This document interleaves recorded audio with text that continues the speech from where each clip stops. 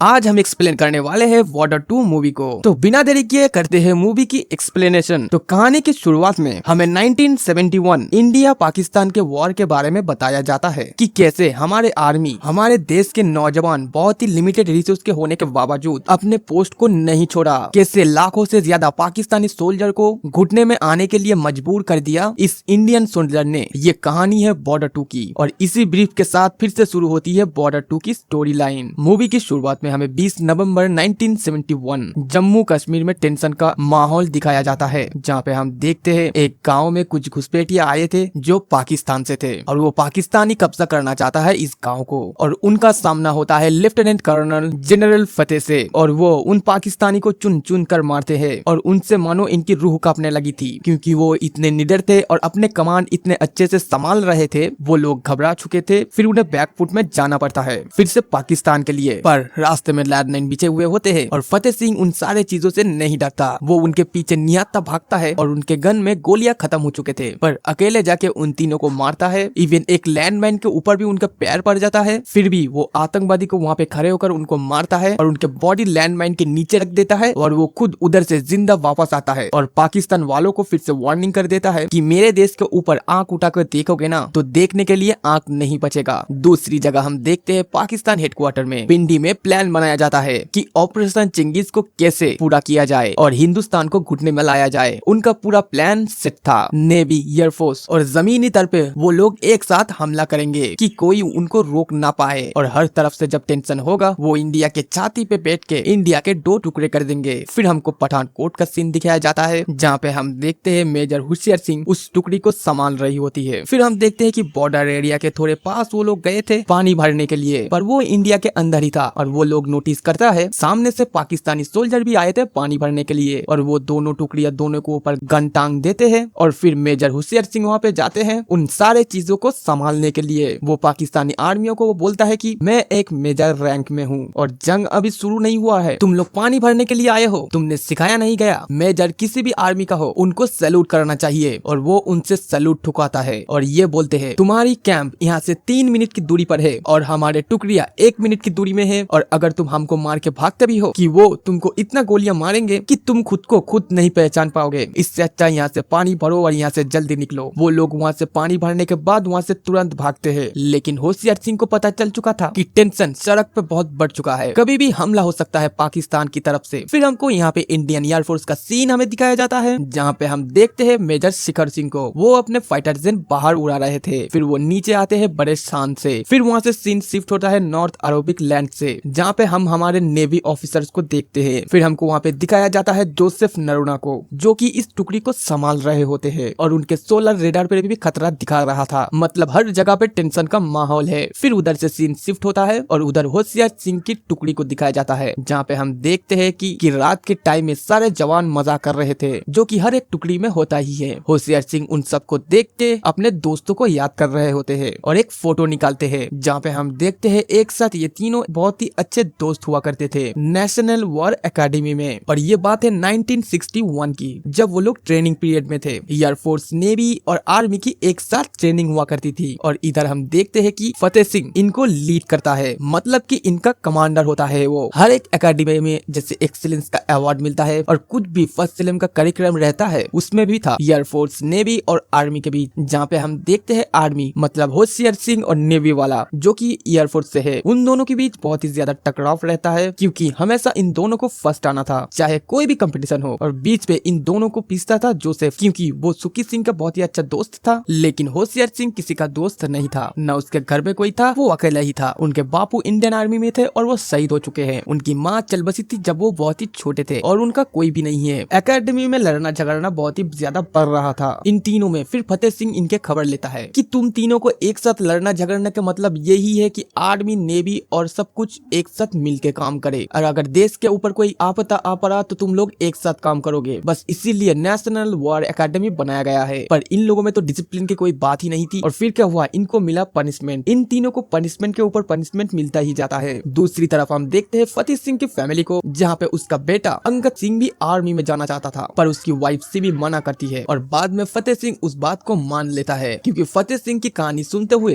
अंगद सिंह बड़ा हुआ है तो उसके फादर के नक्शे कदम पे ही उसको चलना था। दूसरी जगह इन तीनों में दोस्ती होना ही था, क्योंकि सुखू सिंह दिल का बहुत अच्छा है पर मजाक बंदा बहुत ही अच्छा करता है। होशियार सिंह हमेशा चुप रहता है और जोसेफ हमेशा दोनों को संभालता है। इन ट्रेनिंग के दौरान भी घर में फोन करा जाता था और चिट्ठी भी आती थे उनकी तरफ से, पर होशियार के लिए कभी भी चिट्ठी वगैरह कभी भी नहीं आया। एक दिन मेजर सिको जोसेफ से पूछता है कि इसकी घर से कभी भी चिट्ठी वगैरह क्यों नहीं आता। फिर जोसेफ पूरा कहानी उसे बताता है। फिर जोसेफ अपने घर में कॉल करता है, अपनी बहन से, अपनी माँ से, अपने भरा से बात करता है और दूसरी तरफ जोसेफ अपनी वाइफ और बेटे से। फिर हम देखते हैं अगले दिन सुबह होशियार की बेड पे एक राखी पड़ा हुआ था, जो राखी और किसी ने नहीं सुकू ने रखा था और वो उसकी बहन की थी। और सुकू बताता है कि आज से तुम्हारे भी फैमिली है, मेरी बहन तुम्हारी बहन, मेरा भरा तुम्हारा भरा, मेरी माँ तुम्हारी माँ। ये बोलने के बाद वो तीनों एक साथ गले लग जाते हैं और तब से वो लोग पक्के दोस्त थे। फतेह सिंह पूछता है कि तुमको एक सोल्जर बनने के लिए तुम्हारे अंदर क्या जरूरत है, और उसकी जवाब में कोई कहता है मैं निडर हूँ, कोई कहता है देश के लिए प्रेम, कोई कहता है बहादुरी। लेकिन उसके बाद फतेह सिंह बताता है सबसे ज्यादा तुम्हारी जरूरत है तुम्हारी दोस्त की, जो कि जंग के हर एक सिचुएशन में तुम्हारी मदद करे। जंग के मैदान में न राइफल न टैंक तुम्हारे सबसे अच्छे दोस्त होते हैं। तुम्हारे सबसे अच्छा दोस्त वही होता है जो कि तुम्हारा साथी होता है। कभी भी तुमको ये सारे चीज धोखा दे सकते हैं, लेकिन तुम्हारा दोस्त तुम्हारा भाई तुम्हें कभी भी धोखा नहीं देगा। इसीलिए जंग के मैदान में हमेशा अपने प्राण से बने रहना, क्योंकि जंग के मैदान में तुम्हारे माँ बाप बीवी बच्चे कोई नहीं रहेंगे, सिर्फ रहेगा तुम्हारा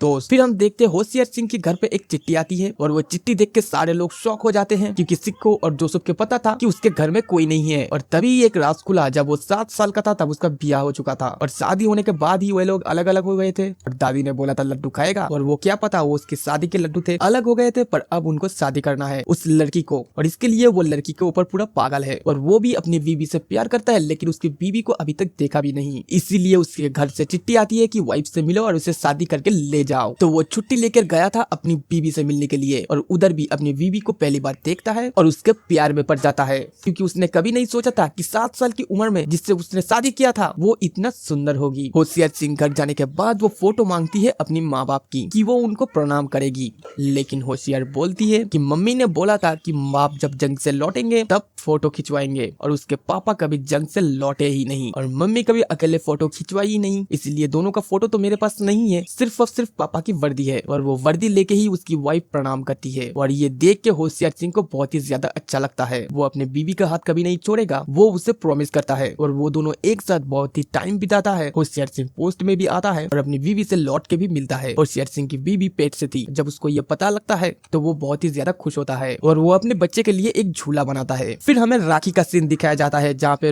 होशियार, जोसेफ और नेवी ऑफिसर एक साथ थे, जहाँ पर सिको की बहन उनको राखी पहनाती है और ये बोलती है कि आप लोगों की शादी हो गई है और आप लोगों का तो बच्चे भी होने वाला है, पर मेरा भाई तो शादी नहीं करना चाहता। एक लड़की पसंद है, फोटो भी उसके पास है, वो भी राजी है, वो भी खुद पहले बात करने के लिए नहीं जाता। और तब होशियार और जोसेफ मिलकर ये बताता है कि किसको फर्स्ट होने का बहुत ज्यादा शौक है, आप सिर्फ इन लोगों को ये बात बता दो कि लड़की वालों ने इन लोगों को रिजेक्ट किया है। और जब उनकी माँ उनको तुरंत बताती है कि फोटो जाके उनको वापस करके आओ, फिर क्या था, सिको की ईगो में लग जाता है, सिको लड़ने के लिए चला जाता है और उधर जाके खुद उसका ही पोपट हो जाता है। उसको पता चलता है कि घर वालों ने उन्हें बेवकूफ बनाया है। फिर क्या था, उस लड़के से ही उसका शादी होता है, वो भी बहुत धूमधाम से। होशियार और जोसेफ उनके शादी में बहुत ही ज्यादा नाचता है और हम तभी रेडियो में एक आवाज सुनाई देता है, फिर से आ चुका है पाकिस्तानी टुकड़े, कुछ कुछ एरिया में घुस चुके हैं और कहीं कहीं तो वो लोग फायर भी कर रहे हैं और हर एक जवान की छुट्टी कैंसिल कर दिया गया है, उनको उनके पोस्ट पे बुला लिया गया है। फिर हमको फतेह सिंह को दिखाया जाता है जो कि रेकी कर रहे होते हैं। तब वो देखता है कि एक गांव वाले गांव को छोड़ के जा रहे हैं। उनके पूछने में वो बताता है कि सरहदों के उस पार उनकी हलचल बहुत ही ज्यादा बढ़ चुकी है साहब, और आप लोग भी इधर आ चुके हो और गाँव हमारा बीच में है, बहुत लोग मारे जाएंगे, इसीलिए हम गाँव छोड़ रहे हैं एक दिया जला के, क्या पता दिया हमें रास्ता दिखाए और फिर से हम हमारे गाँव पे लौट जाए। और वो जो गाँव का एरिया था उन लोगों ने कब्जा लिया था, मतलब कि पाकिस्तानियों ने, और कुछ जवानों को मार के उधर रख दिया था और फिर से फतेह सिंह को उस जगह को वापस लेना था, उनको खदेड़ना था वहाँ से। और फतेह सिंह अपने टुकड़ियों को लेकर वहाँ पहुँचते हैं और वहाँ पे नजर रखते हैं रेडियो सिग्नल डिपार्टमेंट पे कि जहाँ पर वहाँ पे रेडियो ऑपरेटर है उधर उनको खत्म करेगा ताकि वो एयरफोर्स को खबर ना कर पाए। और फिर क्या था, वो वहाँ पे घुसेंगे, वहाँ पे लैंडमाइन बिछाएंगे और उन सबको मार देंगे, और अगर वो फिर से अटैक करते हैं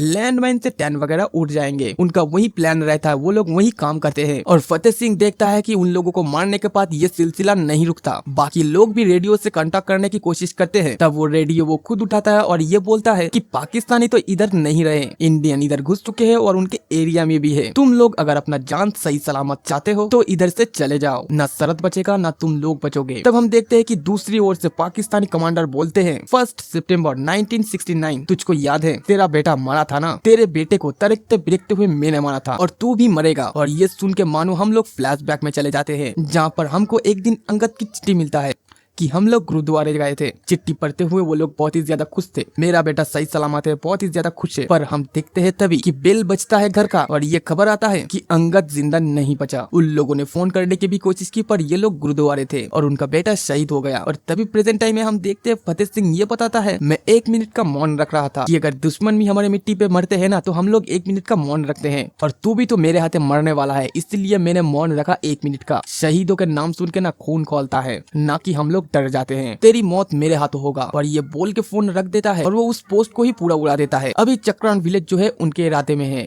और उन्होंने पूरा लैंडमाइन बिछा के पूरा प्लान भी बना लिया है। पाकिस्तानी अगर आएंगे अटैक करने तो इधर से वो लोग जिंदा नहीं बचेंगे, पहले घुसने देंगे फिर जान से मार देंगे उन लोगों को। फिर हम देखते हैं तीनों दोस्त अपने पोस्ट पे जाते हैं कि हर जगह जंग की शुरुआत हो चुकी है। तभी हम देखते हैं सिक्का की एयरबेस पर हमला हो जाता है, जहाँ पे पाकिस्तानी जेट आए थे और वहाँ पे बॉम्बिंग करने लगता है और सिखो लोग उस हाईएस्ट बॉम्बिंग इलाके में भी फ्लाइंग करता है और उनसे भिड़ जाता है। सिखो लोग इन जंग में नहीं बचता, वो लोग मारा जाता है, वो भी सबको लेकर। वो लोग इतना निडर होकर लड़ा था कि आप लोग सोच भी नहीं सकते। वो उस जंग में शहीद हो जाता है। दूसरी जगह हम लेफ्टिनेंट जोसेफ को देखते हैं जिनका नेवी जहाज पे भी हमला हुआ था। उस हमले से वो कैसे भी करके खुद को संभाल ही रहे थे, तभी सबमरीन से उनके ऊपर बॉम्बिंग होता है कि उनके शिप में पानी भरना शुरू हो जाता है। नीचे लोग घायल थे और पानी भरना शुरू हो जाता है और ये देख के पाकिस्तानी लोग बहुत ही ज्यादा खुश होते हैं। और उसके ऊपर से हम देखते हैं सोलर रेडर काम करना बंद कर दिया था, इसीलिए वो लोग डिटेक्ट भी नहीं कर पा रहे थे। कैसे भी करके वो लाइफ बोट लेकर वो लोग रेस्क्यू करते हैं, पर पोर्ट में जोसेफ रहता है हर आदमी को सही सलामत वापस निकलने के लिए, पर वो निकालने में नाकामयाब रह जाता है। तभी हम देखते हैं कि दूसरा मिसाइल भी फायर होता है और तभी मानो सोलर एक्टिवेट होता है। वो देखते हैं कि सारे बॉम्बिंग शुरू कर देता है और सबमरीन में जाके वो बॉम्ब टकरा जाता है। सबमरीन को अभी बाहर आना ही था क्योंकि नीचे वो ज्यादा देर नहीं रह सकते,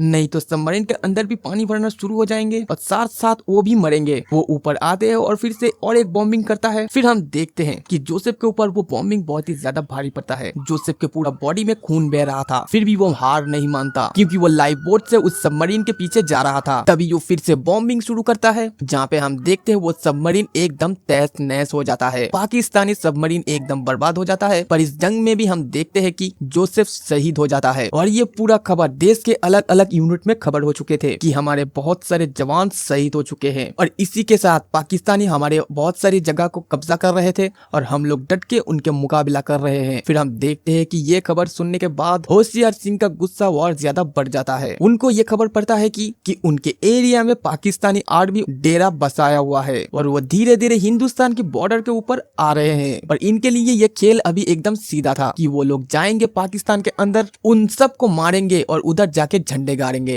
और दूसरे जगह हम देखते हैं कि चक्रतारी विलेज के अंदर पाकिस्तानी हमला कर देते हैं और उस जगह डटे रहते हैं फतेह सिंह की आर्मी। वो खुद सबसे निपट रहे थे और उनसे लड़ने के लिए पहले से ही उन्होंने पूरा प्लान बना कर रखा था कि टैंक अंदर आएंगे, लेकिन टैंक अंदर नहीं आते, वो बाहर से ही फायर करते हैं क्योंकि पाकिस्तानी सोल्जर ने पहले ही देख लिया था कि ये लोग माइंस बिछा रहे थे। और दूसरी तरफ हम जरकाल इलाके में देखते हैं जहाँ पर इनको खबर लगता है कि पाकिस्तानी आर्मियों को कि किसी 150 को टुकड़ी मिलके इनको खत्म करने आए हैं। फिर वो लोग हंसते हैं कि उन्होंने पूरा प्लान और चक्रव्यूह रच के रखा था। पर होशियार सिंह इनसे नहीं डरता, वो अपने टीम को उधर लेके जाता है और अपना पूरा स्ट्रेटेजी समझाता है। पहले इलिम जी को खत्म करना है जो कि धुआंधार फायरिंग करेंगे, हम क्रॉल करते हुए जाएंगे, उनके ऊपर बमबारी करेंगे और नीचे उतरते ही हम लोग उनको चाकुओं से छल्ली कर देंगे। और वो लोग वही करते हैं। पर इस फायरिंग में उनके भी बहुत सारे जवान मारे जाते हैं और पाकिस्तानों को भी, लेकिन होशियार सिंह डटा रहता है। वो कैसे भी करके इलिमजीत 8 को खत्म करता है ग्रेनाइट मारने के बाद। और वो भी बहुत ही घायल था। उनके हर एक दोस्त जो कि उनके साथ था वो एक एक करके जा रहे थे, वो उनके आंखों के सामने वो देख रहे थे। उनके घर, उनके बच्चे को बारे में भी उनकी याद आ रही थी, फिर भी वो डटे रहे और वो याद में अपनी बीबी को बोल रहे हैं कि मैं जरूर आऊंगा, एक तो मैं चल के आऊंगा या फिर तिरंगे में लिपट के, लेकिन आऊंगा जरूर। होशियार सिंह और उनकी टुकड़ी तादाद में कम होते हुए भी पाकिस्तानी आर्मियों के ऊपर वो बहुत ही ज्यादा भारी पड़ रहे थे, लेकिन पाकिस्तानियों को उन्होंने चुन चुन के मारा था, वो बहुत ही घायल थे। लास्ट में हम देखते हैं कि पाकिस्तानी टैंक उनके ओर ला रहे थे। होशियार सिंह के टैंक के जवाब देने के लिए कुछ भी नहीं था, उनके सारे हथियार हथियार ऑलमोस्ट खत्म हो चुके थे। और दूसरी जगह हम चक्रम विलेज में देखते हैं, जहाँ पे हम देखते हैं टैंक के अंदर वही कमांडर था जिन्होंने फतेह सिंह को बेटे को मारा था, और वो फिर से फतेह सिंह को ललकारता है और फतेह सिंह खुद ग्रेनेड लेकर वहाँ पे चले जाते हैं और एक के बाद एक टैंक के नीचे रखने लगते हैं और एक के बाद एक टैंक वो नाकाम करते हैं और टैंक के मिसाइल लॉन्चर पे वो ग्रेनेड रख देते हैं और टैंक समेत वो ब्लास्ट हो जाता है। जो कमांडर नीचे आता है उनको वो मारने ही वाला था, तब उसकी बेटे की हर कही हुई बात उसको याद आता है। तब उसको वो नहीं मारता, छोड़ देता है और कहता है आज मेरे बेटे के लिए तू बच चुका है, क्योंकि जब फतेह सिंह उनको मारने ही जाने वाला था तब वो उनकी जान से भीख मांगते हैं, रहम मांगते हैं और फतेह सिंह उन पर रहम खा लेता है। और दूसरी जगह जगपल एरिया में टैंक बढ़ रहे होते हैं और फतेह सिंह को ये खबर लगता है और तब हम देखते हैं फतेह सिंह वहाँ पहुँचता है और उस कमांडर की मुंडी धड़ से अलग कर देता है और वो रॉकेट लॉन्चर वगैरह लेकर पहुंचा था और अपने पूरे आर्मी के साथ। और तब मुस्कुराता है होशियार सिंह और बोलता है कि तुम एक मारोगे हम 1000 रहेंगे, तुम 1000 मारोगे हम पूरा हिंदुस्तान रहेंगे। और उसी के साथ फिर से खदेड़ के उनको पाकिस्तान भेज दिया जाता है और जरपर एरिया में फिर से देश का तिरंगा लहराता है और सारे लोग सैल्यूट करते हैं। इसी के साथ हमारे बहुत सारे भाई शहीद होते हैं, उनको शहादत दिया जाता है। होशियार सिंह अपने घर के हर एक मेंबर के पास जाता है जो कि अंतिम संस्कार में शामिल होता है और ये सीन बहुत ही ज्यादा इमोशनल होता है और इसी के साथ ये कहानी यहाँ पे खत्म होता है।